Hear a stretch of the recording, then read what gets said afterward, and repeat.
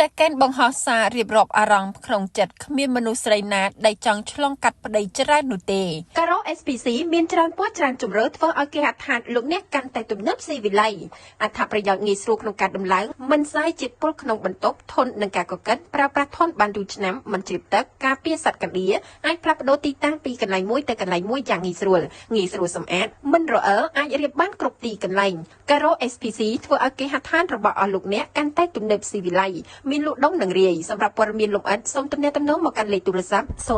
988 គេឃើញថាការពីប៉ុន្មានថ្ងៃនេះនៅលើបណ្ដាញសង្គមមានការចាប់អារម្មណ៍ទាក់ទងជាមួយនឹងវីដេអូទាក់ទងទៅនឹងរឿងរ៉ាវស្នេហារបស់ចែកកេនដែលគេស្គាល់យ៉ាងច្បាស់ថាជាម្ចាស់ហាងកនិកាសាឡុនសាខាទី1បានបង្ហោះវីដេអូដែលមានបញ្ហាជាមួយនឹងគូស្នេហ៍នៅក្នុងនោះផងដែរក្រៅពីមានបញ្ហាជាមួយនឹងគូស្នេហ៍ហើយនោះស្រាប់តែចែកកេនបានយករូបអតីតស្វាមីដែលបានទទួលមរណភាពកន្លងទៅហើយក៏បានសរសេរសារមួយដែលរៀបរាប់ពីអារម្មណ៍ក្នុងចិត្តដែលធ្វើឲ្យអ្នកអានហើយគឺពិតជាចាក់ដោតជាពិសេសមនុស្សស្រីដែលមានឈ្មោះថាជាស្ត្រីមេម៉ាយគឺអានហើយពិតជាខ្លោចចិត្តអាណិតចែកកេននៅក្នុងនោះផងដែរចែកកេនបាននិយាយថាជាមនុស្សល្អប្តីល្អបងប្រុសល្អមិត្តភក្តិល្អ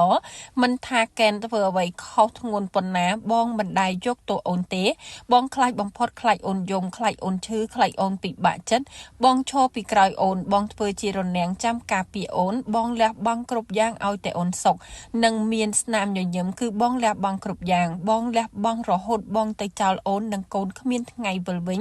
ការពិតគេចង់ធ្វើបាបអូនតែបងជាអ្នករងគ្រោះទៅវិញលើលោកយើងនេះគ្មានមនុស្សស្រីណាដែលចង់ឆ្លងកាត់ប្តីច្រើននោះទេវាពិតជាអានហើយពិតជាស្លុតចិត្តអាណិតដោយសារតែក្នុងនាមជាមនុស្សស្រីដូចគ្នាពិតណាស់ថាគ្មានមនុស្សស្រីណាចង់បានប្តីមួយជា2 2ជា3នោះទេឲ្យតែបានស្វាមីដែលល្អចេះយល់ចិត្តនិងពូកែ